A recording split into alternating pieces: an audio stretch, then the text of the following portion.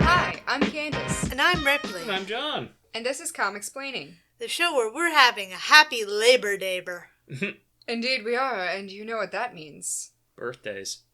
Birthdays. That means it's our birthday. And we demand that you entertain us. Spin us a tale, non-birthday person. I can do that. Yes, tell us. Tell us fun things. Entertain us. It is our birthday. Well, I'll do that, but first you clowns have to briefly entertain me by telling me what happened last time on X-Men. Look what you did. Look what you did. Go on, John. Tell them. It's our birthday. I don't have to do shit. Yeah, but Candace wasn't here last time. I had a headache.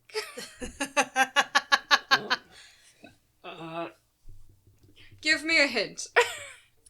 So, Stevie's being stalked by a guy. Yes. The New Mutants deal with that. Yeah, they had some teenage hijinks about it. I mean, that's kind of it, really. But it turned out to be one of her students who had a crush on her. And was being abused by parents. It's Yeah, a so whole he didn't thing. know how to, communicate that he had a crush. And then, Angel got abducted. And turns out it's the Morlocks. Who are the Morlocks, for those who aren't here? They are mutants who live in the sewers. Who are shunned by society. More than the ones who live in, wherever it is, The above grounds. Professor X lives. Westchester? Yes, I could not for the life of me remember that. Yeah, the Morlocks are, they're mutants, but they're also, Ugly? Well, yeah. But they're also, I would say a metaphor, but it's not much of a metaphor so much as, explicitly they are representative of, New York's homeless population. Because they live in the sewer. And they are homeless. So, the current leader of the Morlocks wants to marry Angel. It's a shotgun wedding, and Because he's the most beautiful man in the world, darling. and it's a BDSM affair. Of course.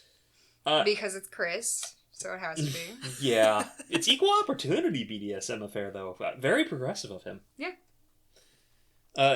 He's been consistent. Kitty gets plagued, and Caliban rescues her? Question mark. I still don't get Caliban's deal.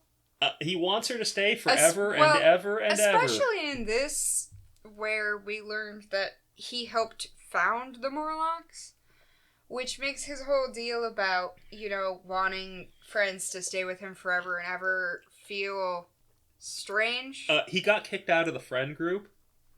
Right? Because his vibes were so... Yes, his vibes are terrible. so rank that he got kicked out of his own friend group. Got kicked out of the Morlocks, whose vibes are also extremely rank. Yes, but his vibes are so much more rank that nobody wanted to hang out with him, even in the group he started up. I think that's fair, because, he has my sympathies, but the vibes are extremely rank.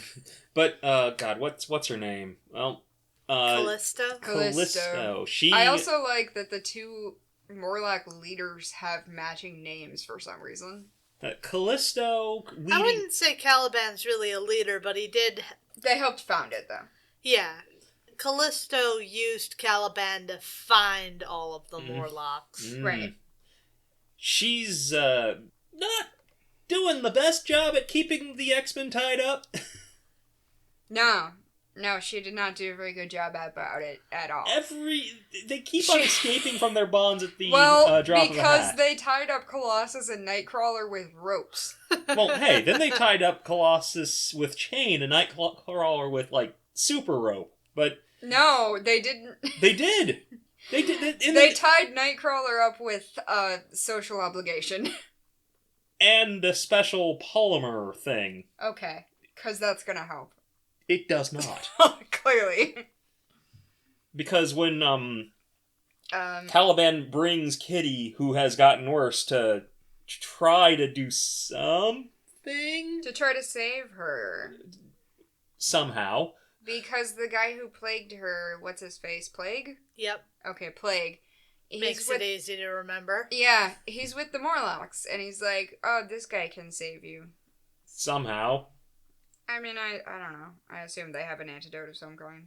Yeah, we never actually get into that. Right. But, what we do get into is, if you want Kitty to live, you gotta kill me. Callista. Callisto, yeah, she wanted to duel them, basically. And she wanted to kill them one after another by her hand. Well, yeah. Problem is, turns out Storm's actually really good with a knife and, willing to finish the job. Yeah, Storm had, like, a real turning point in her character arc. Buries the knife in Callista's heart. Well, close. She tried to bury it in her heart. No, she did. She did. She very much did. The Morlocks just have a healer. Oh, okay. Yeah, she very much did bury it in her heart. Storm kicked her ass. Yeah, absolutely. And she offers all the Morlocks a place on the surface, and Caliban refuses. For all of them. Which, okay. Very cool of him. Yeah. This is why he was kicked out of the group. Yeah, you know what? That's fair. He refuses for all of them, and no wonder no one wants him around. Right?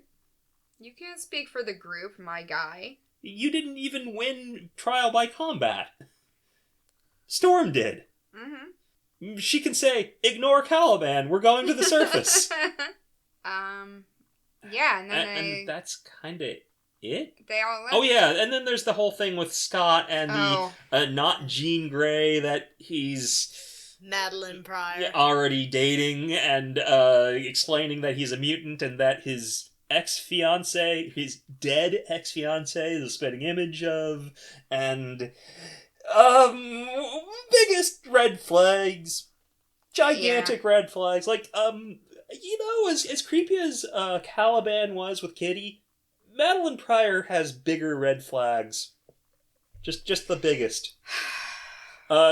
Caliban has stranger danger written all over him with Kitty, and his I want her to stay forever and ever and ever.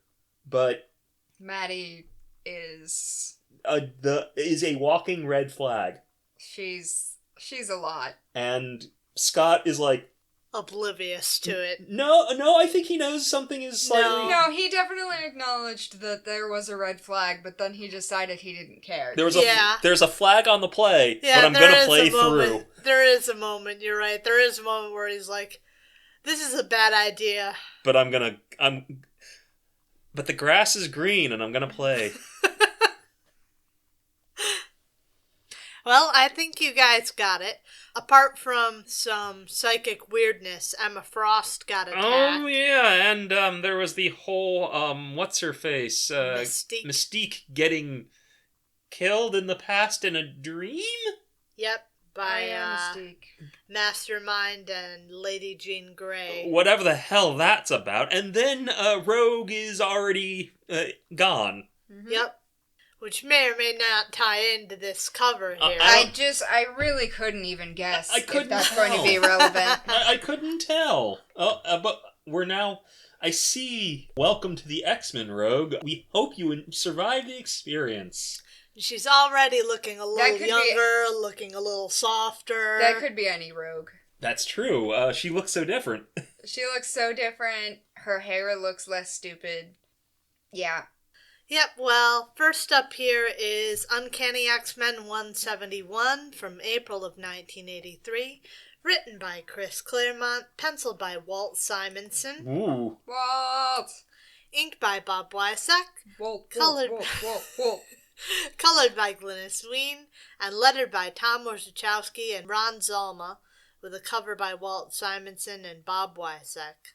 Aurora Monroe stands atop the train car before the Morlocks she now leads with commands. Okay. That's hot. She doesn't care if they want to remain living down here beneath the city. What she does care about is how they keep preying on the surface dwellers. That shit's not gonna fly anymore. Fair. One of the Morlocks in the gathered crowd protests that the humans feel fine attacking them, but Storm won't hear it. She's given her order, and they'd all do well to follow it. Well, she's actually committing to the role. She's committed to the bit. Mm-hmm. Not only is she the leader of the X-Men, she's now the leader of the Morlocks. As she steps to the exit, Aurora encounters Callisto leaning against the exit tunnel walls. Looking pretty good for someone who got stabbed in the heart. She's barely able to keep herself upright, but not in such rough shape that she's unable to swear vengeance upon Aurora, promising to take back her position. Of course. That third panel right there is gay. It's hot. Yeah, they, continue to have weird hate vibes. Yeah. Forever. Aurora was just like that. She with is. Everyone, even with the people who hate her. Especially with the people who hate her? Possibly. Aurora just grabs Cal by the throat until she's left coughing. She then carries her off to one of Cal's lieutenants, Sunder, ordering him to put her back to bed. Oh, boy. Kurt notes from her side with some concern that Storm's not really going out of her way to make any friends. But Roro doesn't really think friends was ever an option with Callisto. You think you could be friends with Callisto after stabbing her? Friendship was never an option. As Kurt watches her leave, he has some concerns over her sudden changes in behavior. That's you don't say. Fair. Although the question is this actually new, or is this just a part of her that she's been burying until now? That is a good question. Because we know she's been holding herself back. She's been restraining herself. That's been one of her problems trying to be leader of the X-Men. Mm-hmm. But at the moment, all he can do is watch on in concern. Fair.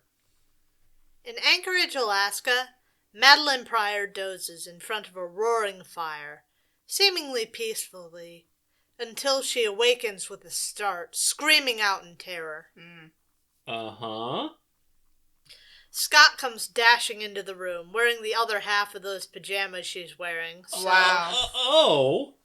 So we know what's going on. Oh. You know the height of romance when you share a pajama set. That's incredible. But Madeline is inconsolable for a long while, just needing him to hold her, as she sobs into his chest. Finally, after a long while, her upset passes, and Maddy finally begins to explain. Before she moved to Alaska, she was still a pilot, but in the big leagues, ferrying people across the skies. One night she was coming in hot with a load full of people, and every card in the deck was stacked against her. A freak storm, a lost engine, a rough runway. Her bird crashed on landing, killing all aboard but Pryor. Holy shit. Scott's probably busy thinking about how someone's finally got it worse than him on plane trauma. Oh, hey, same trauma. Yeah, they can bond over that. Yeah, we can bond. This is a bonding opportunity. And then she finally drops a bomb on him. All this happened on the same day Jean died. Which is September 1st, 1980. Today! Ah! Whoa! In Beverly, Massachusetts, Carol Danvers bids her parents farewell. Huh. They're concerned about her, of course, and not just because they know about her superhero life. Mama Danvers has also picked up on some odd behavior from her daughter. You don't say. Intruding something screwy from her faking emotions after her encounter with Rogue. Though Ma doesn't know about that. With a kiss on the cheek, Carol steps out the door, lingering briefly by the sea to ponder the predicament of her memories before taking off into the skies as binary once more. You know what? For all the heroes and their work-life balance, especially with their families, I think this tiny window into Carol Danvers' life shows her to have one of the healthiest relationships with her superhero life and her family. It's semi-functional. Which is one of the healthiest I've seen when it comes to non-supers and a super. Right. Apart from not remembering her family. Right. It's still... Before this, anyway. It's healthier than a lot of other people in their superhero life and their family. Looking at you, Spider-Man. Back at the mansion, Kitty is pitching a fit. As usual. Again. Tearing apart her and Ilyana's room in search of some floppy disks. Okay. She's convinced that the New Mutants have made off with the programs for reasons. Really? I'm still bitter about the time my sister stole and then saved over my Pokemon game by the time I got it back, but these kids are fucking 14, come on. That's punishable with death, by the way. Your sister should not be alive. That's what I'm saying, man. But anyway, these kids are 14. Ilyana then dryly points to the discs, causing Kit Kat to screw her face up in frustration at the realization. God. Kitty, are you sure you don't belong on the New Mutants? She's going through some rough puberty, man. Meanwhile, down in the danger room, Charles Xavier and Lilandra are hard at work on a session of makeshift physical therapy. Chuck, your legs are looking swole. Like, genuinely. They didn't just clone you. You've been working out. Yeah, they're sitting here trying to work through Chuck's mental blocks. I mean, yeah, explicitly they have been working out. That's kind of what physical therapy is. I know, but it's not just, it's not about looking buff. I know. And he's looking buff. I know. He did not skip leg day. But he's done as much as he can for the moment, because while he's using his legs, he can't screen out thoughts from the outside world. And Kit Kat's temper tantrum is currently rocking Chrome Dome's cranium something fierce. God. Oh, man. You need to move into the subway system. You won't hear her there. His head is fucking pounding.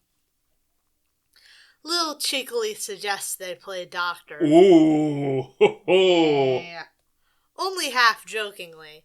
She really does want to run some checks on him. Up in the kitchen, Pyotr Rasputin is doing his best to tackle a quiche. No. Quiche making Pyotr Rasputin. Good for him. He's only just started gathering ingredients when suddenly Xavier pops into his head with an urgent mental call of potential danger at the door. Oh, thank God. It could have been a problem if he'd gotten started. So he wastes no time dashing off to answer it, stealing up in the process. Only to find himself face to face with the villainous rogue. Only she's acting less dodgy than usual, pleading for help lest she die. Did he punch her between panels? No, I think she just fell back because she was afraid. That's fair. She pleads for Pete not to punch her, but he seemingly doesn't oblige on that one, knocking her to the ground. Oh, does he? Or does she just fall over? I don't know. I can't tell. It doesn't look like he hit her. There's no action lines. But there is a fist. Yeah, but there was a fist in the first panel, That's too. true. That doesn't mean he used it. It's a little unclear. To me, the fist is just there to show perspective and framing. I've noticed sometimes the meaning is a little unclear on some... I mean, that's comic books. Walt, please explain. Yes, let's find him and ask. The confrontation never escalates beyond that, though, and eventually the X-Men are all gathered in the living room to talk it out. Charles wants to know why she's here, because due to the way her powers work, he can't just read her mind. And so with shaking hands, Rogue begins to explain.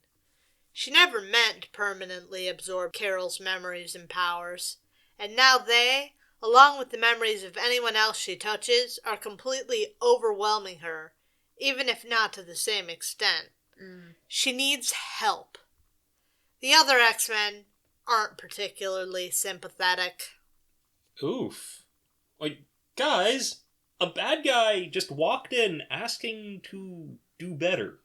Yeah, and not a one of them's really particularly. That's...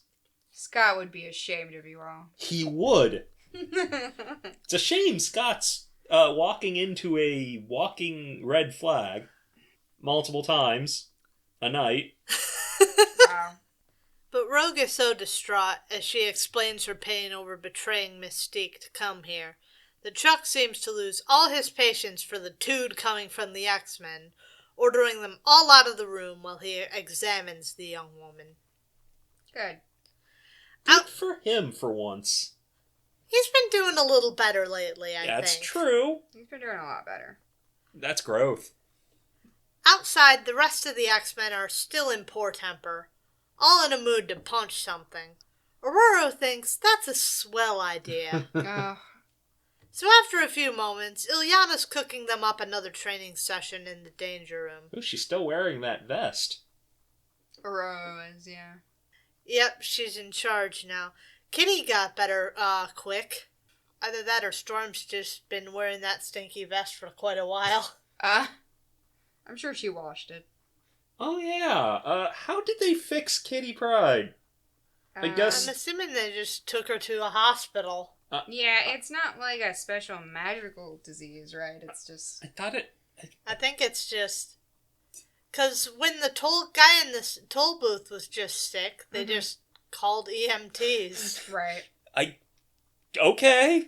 The, plague his mutant power is just giving you a cold. People are overselling him a little. I mean, I think it's more like the flu or something. Like, it's something pretty severe that if you don't get attention for it... Don't get me wrong, the flu sucks, but I guess Caliban doesn't really know how to treat it. We all went through the plague times, man. Exactly. It's COVID. His power is given to Oh, COVID. no. I'm not saying it's literally the flu. I'm saying it's something that can be treated. But if you don't treat it, it's probably bad. Whatever amount of time has passed, Kitty's feeling better. Right. Yeah. And Aurora's still rocking the leader of the Morlocks vest. Before their very eyes, the cold metal walls of the danger room are transformed to the rough-hewn stone of Belasco's throne room. Ooh. Red flags. The demon himself beaming out maliciously at the lot of the X-Men. Up in the control room, Ilyana seems as shocked as the rest at the image she's conjured up. Eyes fixed on the demon lord. Kit Kat still... I like how Piotr is still impaled on the wall. Oh, God. Oh, and Evil Kurt is there, too. And so is, what's his fuck? Sim. Yeah. Tiny Vest Sim. Vests are in. I agree. What? Oh, shit. Kit Kat, still in the control room, is quick to respond, turning to the computer to kill the program. Think fast, girlie, 'cause Ilyana's about to kill you. Oh, great. With Kitty's back turned, Ilyana's drawn a sword from... somewhere. First her eyes turn red. Whoops. That's fine, probably. She draws a sword from somewhere. It's a very thin sword. Swinging it wildly at her bestie. Kitty turns around just in time to dodge, and even then only partially. Despite phasing, she finds a narrow furrow carved in her cheek. Yeah, girl, face wounds like that tend to scar. Welcome to your first face scar. Recognizing Ilyana's PTSD freakout for what it is, Kitty takes the only avenue open to her under the circumstances and disarms her bestie with ease. Her training more than enough to overcome the teen. The shock stuns Ilyana back to reality, and she dissolves into tears in Kitty's arms, remembering her time in limbo. Aww. It's this scene the X-Men return to, though Kit Kat does her best to preserve Ilyana's dignity, playing the event off as a minor accident Ilyana just needs some time to recover from. Oh boy. Later, up in the attic, Aurora tends to her plants with one of her signature storm clouds. Her thoughts fit to match. Not only are there the events with Rogue and Ilyana, but her mind still dwells heavily on her duel with Callisto and the lengths she was willing to go to end it. She remembers Xavier's words that her power should be used to help the world instead of a small sect of worshippers. And additionally, she doesn't want to abandon her friends, but she's killed several times now, if by accident, and nearly deliberately again with Cal. The thought is tearing her apart. Reflecting her emotional state, a boom of thunder startles Roro out of her stormy thoughts. Ooh. She realizes only then that she's let her emotions run rampant. Chiding herself, Aurora brings the storm back under control. But it's too late for some of her plans, suffering the effects of her rage. It's at this, shall we say, inopportune moment that Xavier reaches out with a mental projection. Timing. Oof. Calling her back downstairs as he's finished looking over Rogue. Bad timing. Roro throws a knife at the mental image. Yeah, she kept that knife, I guess. Huh. Furious at what she's become. Chuck notes her poor mood, but doesn't really pursue the matter beyond that. Still mostly focused on the young woman before him.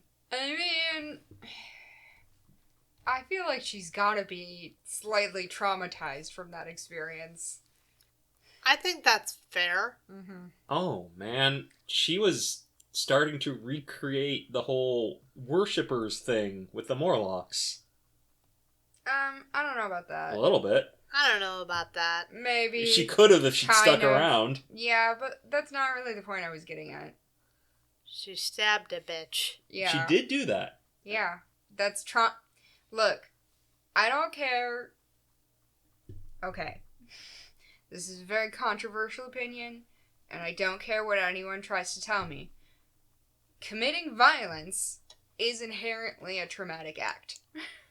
Because that's not a normal thing that people do all the time. It puts you in a certain mental state that it can be very difficult to deal with. Especially for someone like Aurora, who is against doing that. Generally. That's all I'm saying. I'd agree with that. Thank you. Charles has an announcement to make to the assembled X-Men. He's decided to bring Rogue on as both a student and an X-Man. Something Storm, as team leader, immediately declines, distrusting the once villain. Oh, yeah, boy. of course. Meanwhile, outdoors, Carol Danvers touches back down to Earth, unaware of what's going on inside. Oof. Whammo! Oh, God. Well, Carol knocks her out of the park, out of the country, out of the frame. out of the frame, off the planet. See, this is a good use of a frame break. Rogue is out in space by the time she recovers from the mother of all blows. She's alright, though, and turns around, ready for some payback. She's on her way back, but she's expected. Care Bear's already at the bat as the girl flies back in to get her own blow. It doesn't pan out that way. Binary instead decks her into a nearby copse of trees. Oh, rip that forest. Realizing how quickly this is getting out of hand, Piotr places himself in the line of fire, restraining Carol before she can go at Rogue again. It gives Charles the opportunity he needs to wheel in and defuse the situation, explaining that Rogue is here under his protection. Mm-hmm. But that only leaves Carol feeling more hurt after everything she's been through to Rogue. That's fair. Yep. But the newest X-Man is only confused, not recognizing Danvers in her new form. But as soon as she claps off the flame hair, it all clicks home for the reforming villainess. If the rest of the X-Men will let her, because they all drop the ultimatum that if she stays, they go. Ooh. Oof. Come on, guys. They're being really... Shitty this issue. Yeah. Charles is unyielding, turning first to Aurora to remind her of her words defending Wolverine to Angel. It's about her potential for good. He can't abandon this young mutant in need. It would be as good as ensuring she never has a chance to change. His words reach his students, and one by one the X-Men relent. First Piotr, then Kitty, then Kurt. But there's one person here who doesn't have even a reluctant acceptance in her. While Care Bear gets where he's coming from, in the face of the wreckage of her life, there's just no forgiving Rogue. Understandable. Yeah. And so she leaves, blasting off into the stars for parts unknown. That just leaves Aurora. While the others head inside, the leader of the X-Men remains outside until past sunset, part of her longing for her childhood when these kinds of decisions were out of her hands. She doesn't return inside until after dark, still without a clear answer. How'd y'all like that? Oh boy. Lots of really good character work. I'd say 4. Yeah. Very good. It was very much that, like, soap opera comic book. Yes. A lot just happened. I love the soap opera, you know me. I know you And do. we did just destroy the relationship between Carol Danvers and the X-Men. I mean, it's damaged, but At least it's destroyed for now. I feel like it's the kind of thing, like, you know, Someone's gonna mend after she fences. takes a little break, she'll be like, meh. Right. You know? Like, They've been through some shit They've together. been through some shit. They supported her in, like, her worst moment.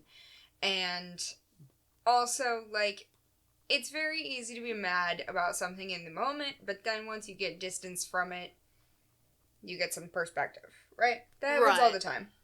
I kind of feel the same way. Like, I've long argued that the Uncanny Avengers team should have included Captain Marvel. Yeah. And not Rogue. I'm not actually familiar with that particular group. It's the group that they put together that's supposed to be like a combination of the Avengers and the X-Men to After AVX. to like, you know, mend their relationship or whatever. Try and except patch things up. everyone on the team, almost everyone on the team, is the worst person to put on that team. They put fucking Wanda on the team. After House of M. Oh no. They put fucking Wanda on the team. On the team that is explicitly for repairing the Avengers' relationship with mutants. After House of M. Oh no. Yeah. Anyway, yeah, I'm with you guys for. What do you think CMRO thought? 4? 3. Nope, 4.1. Ooh. Cool. Next up is Wolverine. I was just wondering where... What the? I have seen this cover before, and I hate it every time. I don't not good. I don't like how Wolverine is looking at me. Well, it's not really that bothers me. It's... the proportions are weird. You're not wrong. His hands are too small. And they're in the wrong locations. And they're just bad. Bad hands. Bad hands. This is an iconic cover, though. It is an iconic cover, which is why I'm like, I've seen it so many times. But that doesn't mean I have to like it. It is Wolverine #1 from June of 1982, written by Chris Claremont, penciled by Frank Miller, Oh God. inked by Joe Rubinstein, colored by Glynis Wein, lettered by Tom Warzachowski, with a cover by Frank Miller. A brief warning for some subjects this issue. We have some highly stereotypical depictions of Japanese people and depictions of the aftermath of domestic violence. Uh-huh. We sure do. If you're not prepared to deal with that this issue, you can skip ahead to the next section, though I'm afraid that's not going to get you out of the Japanese stereotypes. How long? How long do we... Oh, it's Wolverine. This is forever, baby. Oh no. This is just part of his thing for some reason. Japanese stereotypes are just part of Wolverine's thing. I mean, there's a reason why we call Mariko his waifu. Oh no. It's just white writers fetishizing Japanese culture over and over and over. Grr. Gasp. Grrr. Wolverine is the best at what he does. What he does isn't very nice, eh? The artist on this likes to do close-ups, apparently. Maybe the reason he was worried about the X-Men seeing him slice up a bunch of Sleaze World nasties was that he's still working on some kind of Canadian etiquette. Speaking of Canada, it's exactly here we've caught up with our Canuck friend, scaling a Rocky Mountain cliffside on a mission to kill something or someone, though just what or whom he's remained vague. I killed 2 Mounties, and I'm not accustomed to being hunted on my turf. What am I? Is that a riddle? Yes. You are encouraged to respond. Listeners, stop at the timestamp now and answer the riddle. Oh boy. Wrong answers accepted. Wrong answers only. I killed 2 Mounties and I'm not used to being hunted on my turf. Here at the top of the cliffside in a cave. RFK Jr. True. Speaking of RFK Jr. Here at the top of the cliffside in a cave. Oh my god. Logan's found his answer. Not wanting to chance getting lost, he waits for his attacker, and then with a roar, the giant grizzly charges. Powerful muscles pumping as it readies its claws to make short work of the short mutant. It's not alone. Wolvie 2 pops his claws. Moving faster even than the bear, he lunges in to slice one of the bear's head-sized claws off. Ooh, violence. Scoring another slice across its midsection. But still the crazed bear keeps coming. Yeah, you're gonna get plenty of violence on Wolverine. Yeah, I was about to say, this is Wolverine. Well, of course it's going to be violent. This It's is Frank Miller doing Wolverine. This is the Wolverine solo series, which is gonna be violent and edgy. Yes.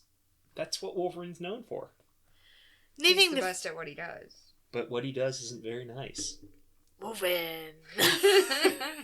Needing to finish things off, Wolverine leaps up onto the grizzly's shoulders, raising his claws high. He's almost remorseful as he drives his claws home into the creature's neck. But what must be done, and the bear's gone rogue. Once the job is finished, Logan gets the opportunity to examine the bear. Noticing an illegal poison-tipped arrow stuck deep into its back. The anatomy on that bear is a little bit wonky. Well, Frank Miller doesn't know how to draw a bear. Clearly. It was this that drove it to killing. Not the wonky anatomy, the poison-tipped arrow. Yeah. Okay, now drive to Central Park and get a broken bike and just leave it there. And Logan plans to, instead of doing that, to find the hunter responsible. Several days and 50-some miles later, Logan walks into Josie's Bar and Grill, having managed to track the hunter all the way here. Neat. The hunter has become the hunted. Logan is hunting the most dangerous game. It was a hard hunt, but now he's got his quarry in sight. He approaches the hunter, grabbing him by the shoulder as he tells him how it's going to go down. They're going to go talk to the Mounties and tell them a little story about that rogue grizzly. The hunter has other ideas and cracks Logan in the face with his beer mug. Oh, that's going to go well for him. Well, no one ever said they were good ideas. Quickly, Logie wipes the floor with him and turns the man over, simple as. The bear lasted longer.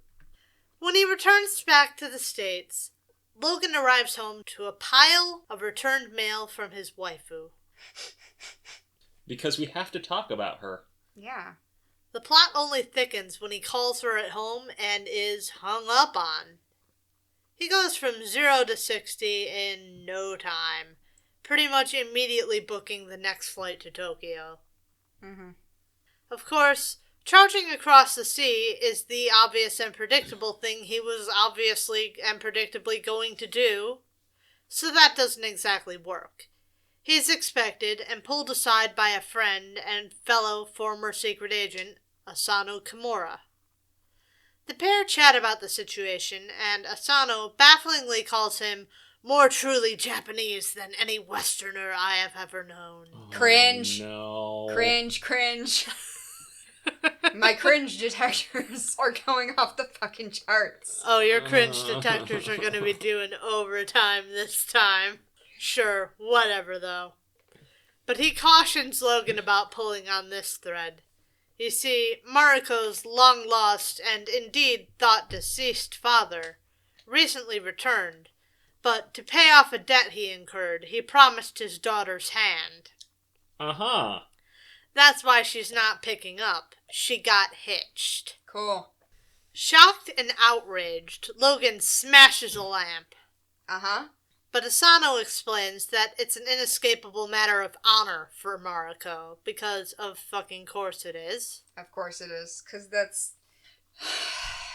how everything happens in Japan, just like in my animes. Yeah, just like in the animes. Just like in my Japanese animes. Yeah, and she was wearing a kimono the whole time, because that's what happens in Japan, just like in my animes. Uh-huh. He urges Logan to just let it go for both of their sakes. But he just can't. Of course not. Right there, in the middle of the room, he changes into his super suit. Right in front of his body. Just dick out. I mean, it's not like he's got a secret identity here. Well, that's not the point. Yeah. The point is he's getting naked. He also isn't afraid of it. I told you he's the nakedest X-Man. He's the... I don't know. I just don't know. This is an argument we're going to be having for the rest of time. Unless we come upon a nakeder X-Man, but I don't think we ever will is the thing. I don't think so. Is there anyone who gets power by being naked? Not that I can think of. I Okay. don't think of anyone being more naked than these two X-Men. Okay. Who do you think is the most naked X-Man? Vote in the comments below. He's bound and determined to see his love, despite Asano's warnings of a lack of governmental protections for the X-Man. Like he's ever cared about that. Yeah. When he arrives at the Yoshida household in Agarashima, he's greeted by dogs ready to take a go at him. Mm-hmm. At least until they lock eyes and Logie bares his teeth. Right. Oh boy. He's got a dump truck ass. I just saw it, like, what the fuck? Caked up. Caked up white boy. Oh my god. He's greeted by dogs ready to take a go at him. At least until they lock eyes and Logie bares his teeth, sending the pups scurrying off with their tails between their legs. Now with the path clear, he begins to scale the house, likening it to the bear's den as he crosses the darkened threshold into the house. The art on that building is pretty good. Because Japanese architecture is very Complex. complex and specific. Well, traditional Japanese architecture. Well, yeah. Of Modern course. Japanese architecture looks... Well, yeah, we saw that Yeah, on the last yeah. page. Welcome to modern architecture. Everyone has the same Western style buildings now. Boo. He finds her in the garden, knelt before a gigantic Buddha statue. Jesus Christ, that is the biggest fucking Buddha statue. You just have that at your house? That's like the kind of Buddha statue that you would, like, climb a mountain to visit at a shrine. Oh, not here. No. I'm frankly shocked we missed this last time we were here. Right? Yeah, I don't remember that being there. I also don't remember this house being, like, 50 stories tall. You know what? That's fair. I don't remember that either. Maybe they went in the other entrance. She's cool to him, trying to ward him off as she buries her face against the statue. But Logan wants to at least see her when she tells him it's over. And so Mariko finally whirls, revealing her bruised face. Ooh, Oh, no. A sight that immediately enrages Logan. Of course. Though Mariko is able to bring it down to a simmering boil with just the touch of a hand. And now, rather than filleting her hubby, he just wants her to get a divorce. But Mariko won't bite. Remember, honor means letting your husband beat you. Of course. That's how things work in Guys, Japan. just let Wolverine kill the man. If you can't get over the honor thing, let Wolverine kill the man. She's also in full kimono because of course. fucking course she is. She always is.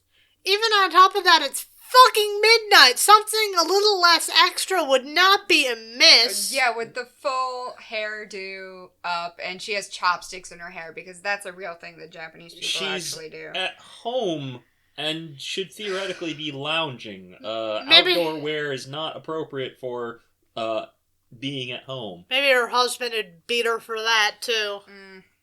Unlikely. There's like a whole... There's a whole etiquette. Yeah, there's a kimono etiquette, and our writer and artist do not know that. Well, I don't think they care. That's probably even more true. Mariko then turns the conversation to two swords hanging on a nearby wall, passed down for generations through her family. The swords, forged by master craftsman Masamune, represent the family's duty and honor. Wait, that Masamune? The legendary swordsmith? Yes, I would assume so. The Yeah. No, it's a completely unrelated Masamune who made swords. Okay, so now we're just dragging Japanese legends into this. No shit. This entire comic book is just fetishizing Japanese culture. What is it? What is not clicking? It shouldn't be surprising. Come on. Anyway, it's a duty and honor she can't abandon just by turning on. I didn't know this was like an actual person. Oh, yeah. Yeah. It may be time to acknowledge I'm not in on all this Japanese culture stuff. I don't know all this much Ripley about was it. Never a weeb. Look, you see, the thing is, you're dealing with two weebs. We know stuff. I know. I'm glad for the context you guys can lend to this, I honestly. would say I'm a reformed weeb, personally. I am not, but I know you're not. But I'm glad for the context you guys can lend to this. But even as a not reformed weeb, this is embarrassing. Yeah. Chris Claremont is embarrassing me. Yeah. Well, I didn't know this was an actual guy. Yeah, legendary swordsmith of actual Japanese guy. Anyway, these swords represent the family's duty and honor. Of course they do. And it's a duty and honor that she can't abandon by turning on her father's word. Duty. I can never just say duty. No. I just wanted to make a joke that wasn't about racism. Just then, Logan's powerful nose snags onto the wafting smell of an approaching figure. It's Mari's new husband, who starts strong with the, "You were supposed to stay home, now I'm gonna have to beat you again for your own good. Look what you made me do." Oh, Jesus Christ. Look what you made me do. Look what you made me do. That's a red flag in front of the angry bull that is Logan Wolverine. He lunges across the room to grab Hubby Dearest by the throat, lifting him into the air as he draws his claws to gut him like a fish. Let him. With a cry, Mariko rushes to his side, clinging to his arm as she begs him not to, in the name of their love. Ugh. He's mad, knowing if he doesn't kill him, her husband's not going to just stop. Which, I don't know, he now knows his wife has her own personal protector who absolutely will not hesitate. Except he is hesitating. The only reason he hesitated... This time. Yeah. Mariko then argues that it's his right to beat her. Cool! I hate this. Love that. I'm so exhausted. I'm too exhausted to fight it because we're not done yet. No. Of course. Let's just get through this, please. Logan is, though. He drops the man and walks out of the room, ready to just head home. It's then that he's struck with a barrage of shuriken. What the fuck? Cool. They're poisoned, so within moments, Logan hits the ground, spiraling into darkness. For a long time, it's touch and go, with the hero barely managing to prevail over the deadly concoction. But eventually, his healing factor wins out, and he peels his eyes open to find he has an audience of Mariko, her husband, her father, Lord Shinjin, and two sumo wrestlers. For some reason. Who are also Just there. Because we associate them with Japan, so they just have to be here. Because Japan. Yep. Because otherwise, how would you know that they're in Japan? I don't know. He's in rough shape. Not fit to fight. But Shinjin doesn't much care, for either his tone or his claim on Mariko's heart. And so he presents a wooden practice sword to Logan, deeming him unworthy of the real deal. They're gonna duke it out to prove Logi's worth. Even in his current state, Wolvie snatches the boucan out of midair, and the two get to it. Only then does he recognize the man's mastery with a blade. Shinjin meets blow for parry, then starts fighting a hell of a lot less friendly. A kick sends Wolverine reeling backwards, then he ruthlessly swings for the neck, aiming for a pressure point that'd kill any normie, but Wolvie's not your everyday man. Because that's how pressure points work. Mm-hmm. To Mariko's shock and horror, he throws his boucan aside and pops his claws, leaping at Shinjin. He knows he fucked up and played into Shinjin's hands.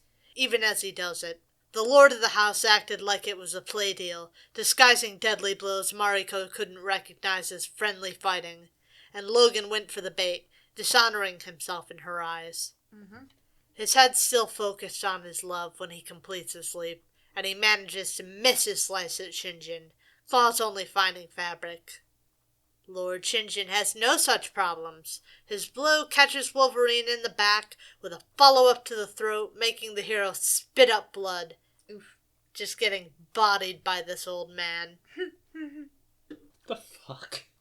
It only continues from there, only getting worse for Logan as the Master Swordsman continues to beat our hero down, deflecting every swipe of his claws before knocking him to the floor. Yeah, because we all know Japanese swordsmen are like the ultimate badasses who have no weaknesses. Oh, right. Then with a final leap, he brings his foot crashing down on Logan's face. Yeah, this is just friendly sparring. Definitely friendly sparring. Mariko can't realize this is not anything more than friendly sparring. What the fuck is going on with her hair? Great question. Let's ask Frank Miller. Yeah, I'll just call him right now on my phone. The kick sends him back once more to the brink of darkness. And the triumphant Lord Shinjin finally turns to his daughter, asking if she finds this animal in the shape of a man worthy of her heart now that he's been revealed for what he is. Ugh. Jesus Christ. And for Mariko, so ruled by the concept of honor, the answer is no. Of course. It's likely the last thing he hears before the inky blackness takes him. Logan's out cold, knitting back together from his beatdown for quite a while, as when he comes to, it's in a Tokyo back alleyway. And he's not alone. Some not-so-friendly locals have mistaken him for a drunk, and a foreign one at that. And they don't take so kindly to his kind around here. Ugh. The three men raised knives and improvised weapons to try and make something of it. And then nearly in sync, all three dropped them. I wonder why. And then dropped dead in the alleyway, without a sound. That's a good reason. Knives buried in their backs. Enter a woman strong enough to muscle Logan up to his feet against the wall. According to Logan, she's quite randy over the whole situation. Which I suppose fits, because she does then lean in, proclaiming him hers now and forever. Cool. Huh. Welp. Well, How'd y'all like that? I didn't. I didn't either. 2. It's barely worthy of a 2. It was comprehensible. It's comprehensible. It's relatively well paneled. Interestingly paneled. I like the page structure. That's good. That's Frank Miller. It has some... I want to give it a 2.75. I liked a lot of the art. Mm-hmm. But I don't like the story. At all. No. This is Chris Claremont at his worst. His worst tendencies are on full display. His worst cringe. Yes. This is him being incredibly cringe. Mm-hmm. Now, what do you think CMRO thought about this? 5. 4.95. They gave it a 6. They gave it like a 10. You know, out of 5. Yeah. If they could, they would. They somehow managed to give it a 10 out of 5. Yeah. We don't know how, but it's got a 10. It's impressive, honestly. 4.27. Yeah. Mm-hmm. Yeah. Last up is Wolverine number 2. Oh no. How many of these are there? Oh, 4. so many. Oh, thank God, just 4. Okay. Yeah, this is a limited series. Okay. We're not going to read really a whole lot of the long series. We're going to dip in and out of it. Good. But last up is Wolverine number 2 from June of 1982, written by Chris Claremont, penciled by Frank Miller, inked by Joe Rubinstein, colored by Glynis Wein, and lettered by Tom Orzechowski, with a cover by Frank Miller. Mm-hmm. The hands aren't as cringe.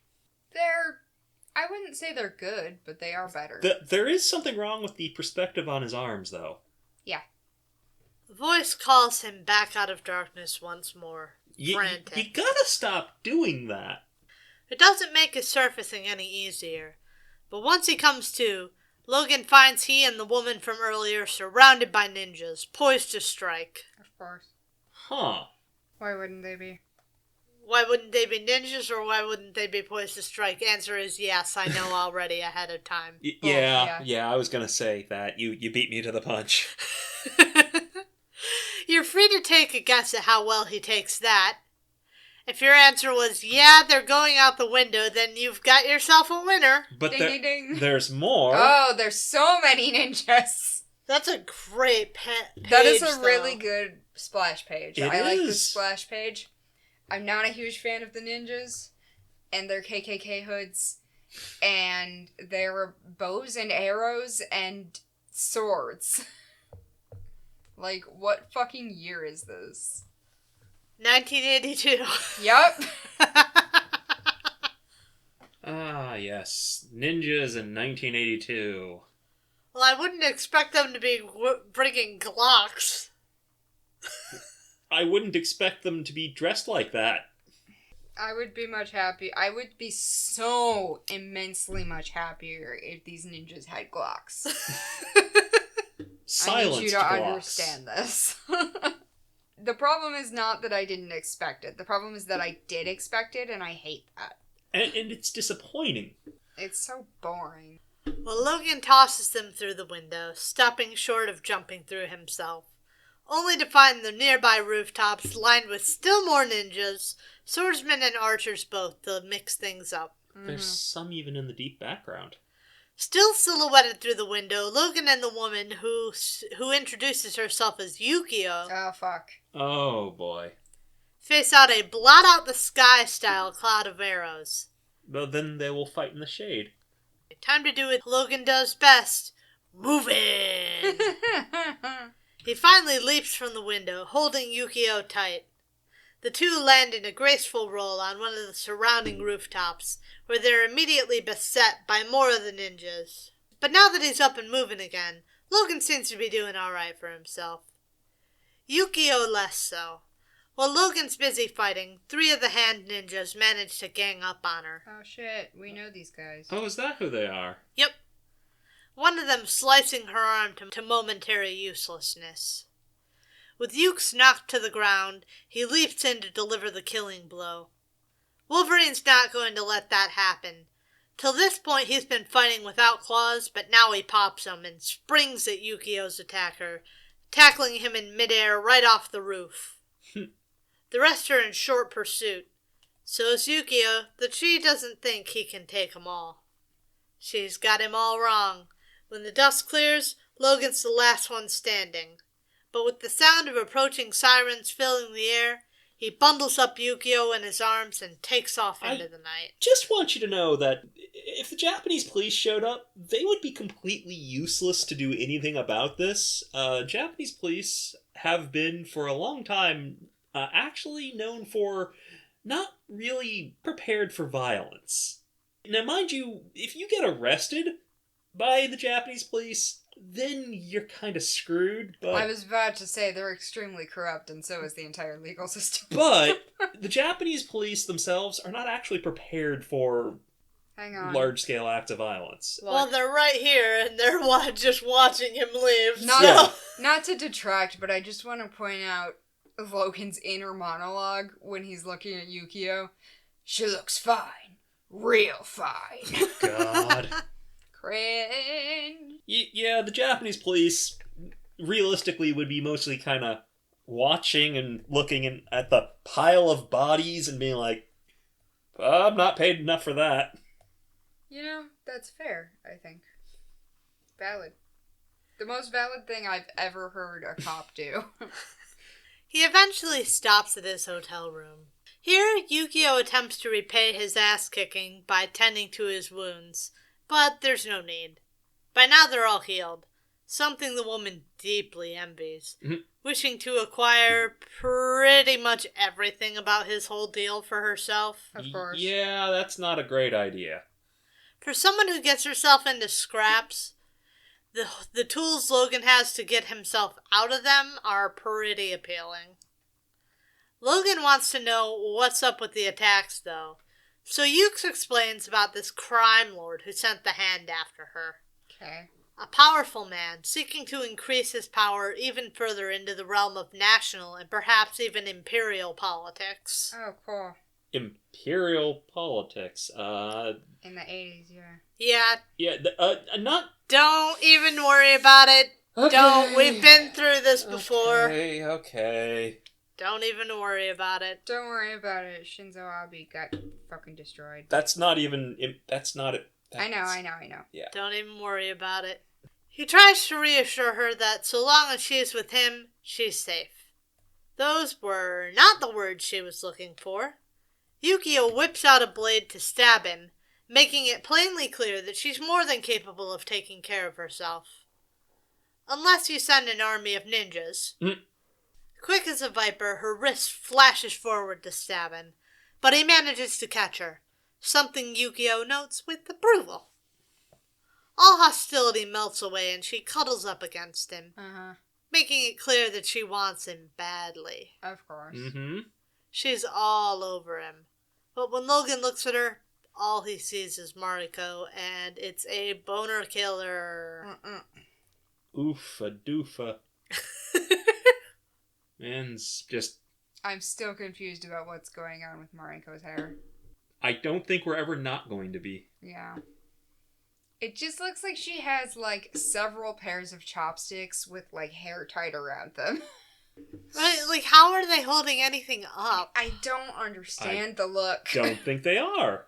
Yukio even brings herself to beg, but that's not gonna wake little Mr. Winky up either. But as he walks into the next room, we learn via Thought Bubble that Yukio knows a bit about Mariko, not finding her apt competition for Wolverine's affections. Logan-chan. Wow. It's... Cringe. Chris actually wrote that! Lord Shinjin is a busy man. Here in the Meguro district of Tokyo, he's got quite the queue of people looking to speak with him. Mariko and her husband Noboru Hideki, plus a mysterious woman in a hat and trench coat. Shinjin's secretary informs all present that unfortunately the man himself is on a conference call, so he's far too busy to be bothered. That's Carmen Sandiego. Obviously. That's where in the world she is right now. Yeah, Tokyo. I'm sorry, that's a giant washing machine. Or is it a phone? I think it's a phone. I think it actually is supposed to be a phone. I thought it was a washing machine. Solidly.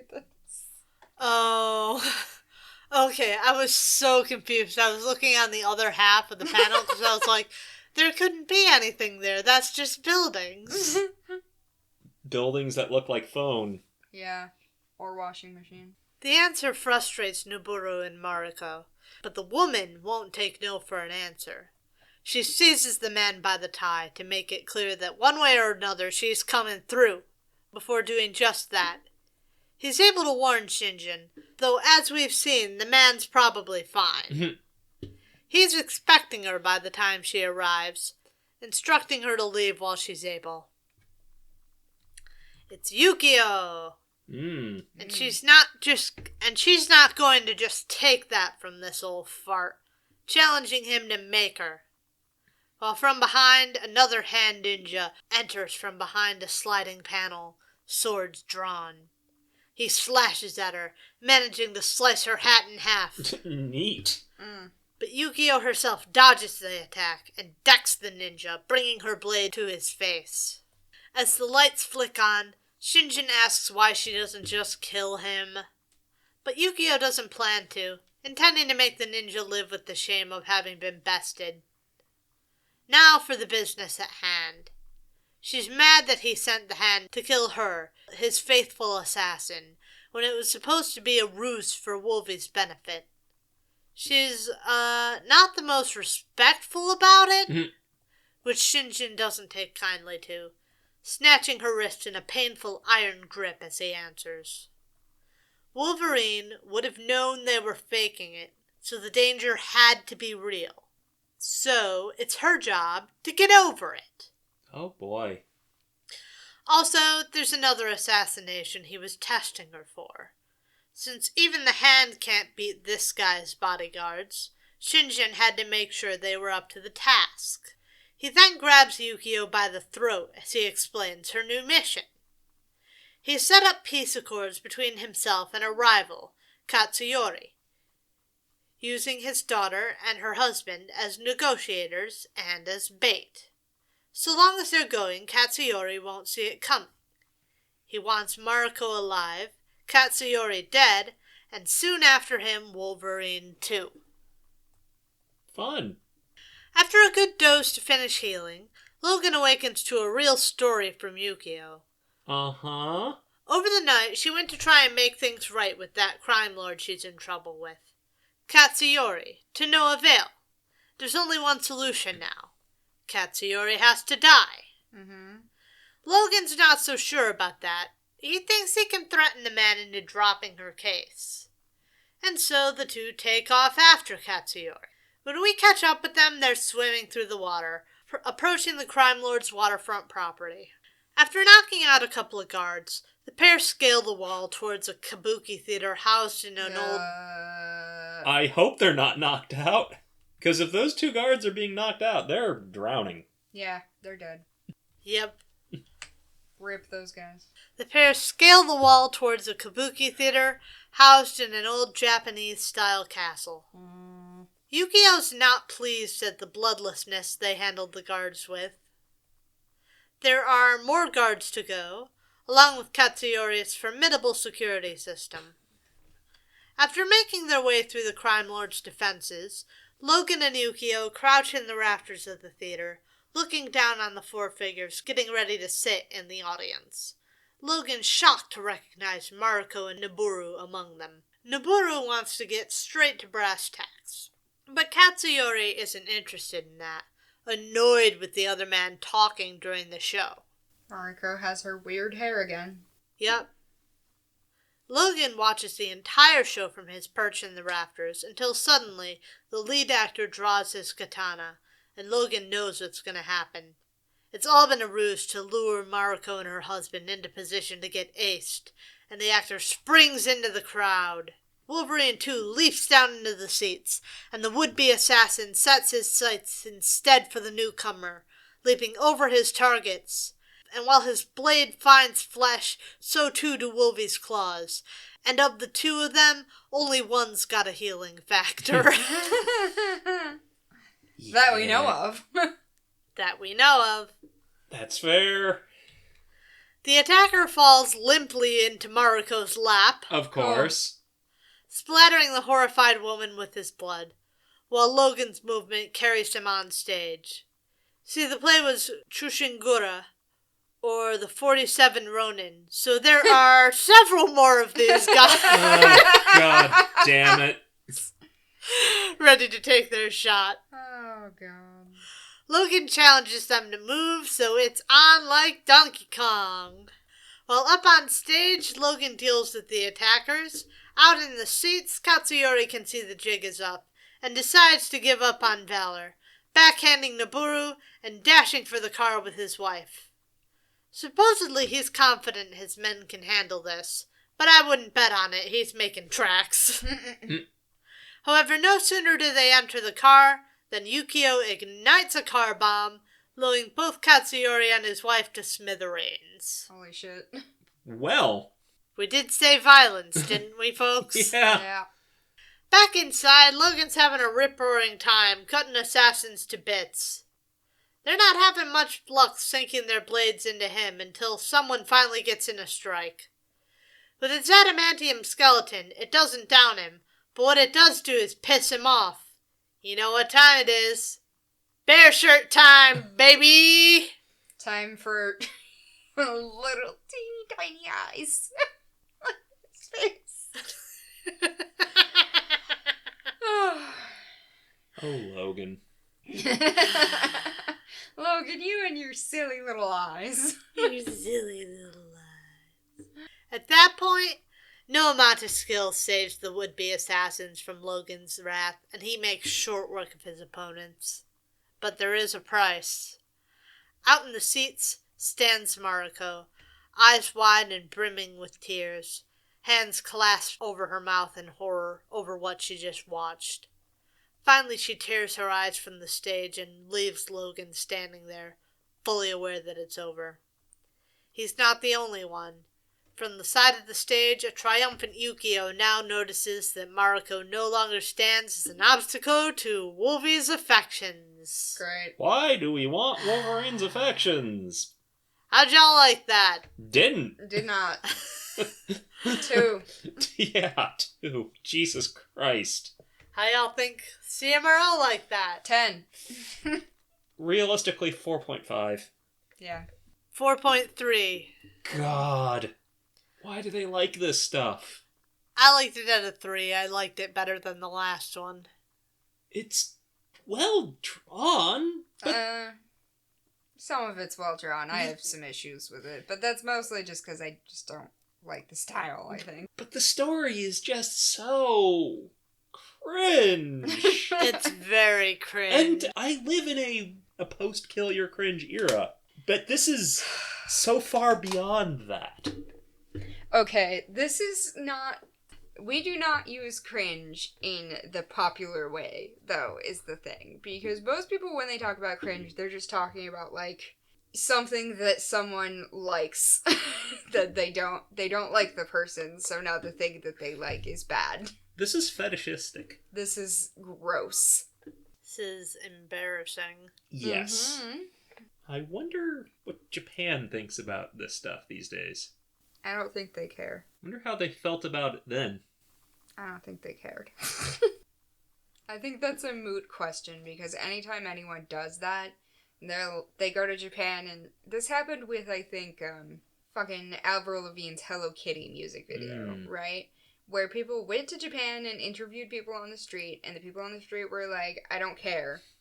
Because the thing is that weird fetishization shit that happens in America doesn't affect people who live in Japan. That's true. So, that's not, like... That's very true. Not a useful question. Thank you for telling me a tale for my birthday. I didn't enjoy 2/3 of it. Yeah, and we're not done with the story either. Yay. No, we're halfway through with the story. This is mandatory reading, isn't it? Yeah, well, you had to... We have to know what happens to Logan's waifu. Look, it was important. Just trust me. I believe you. I do believe you. It's important. That doesn't mean it's good. A lot of things are important, but not good. Yes. Civil War II. Oh, boy. Is Civil War II important? Yes. I think. Unfortunately. I would argue no. There were less... I can't... I mean, I guess things happened that mattered. Well, Sigh. I mean, The Hulk okay. died. They did kill the Hulk. Yeah, and also Tony. Technically. Yeah, I guess they did that. Well, it's, you could say with any plot point or event, like, does it matter because it's going to get undone later, you know? Yeah, I know, but Civil War II felt really pointless. Because it sucked. Right, because it really sucked. They'll get it right the next time. I don't think so. I think they're gonna keep banging that drum because they think they'll get more money out of it. Civil War 3! Never gonna be good. Civil War 3 is definitely gonna be better. For sure. Who's gonna be in the Civil War this time? It's gotta be Tony, because he's been in the first two and they have to keep doing this. Yes, it's gonna have to be Tony. He's gonna have to be fighting... Who? Make your T'Challa. bets. T'Challa. Thor. Those are both good guesses. I like those. Because those two feel like they have... I mean, it's not gonna be a repeat. Yeah. And... It's gonna be a three-peat. But... I don't like these Wolverine cringe fests. That's okay. Let's be done. Alright, let's be done. Bye. Hey, you did the actual outro shit. I know. Alright.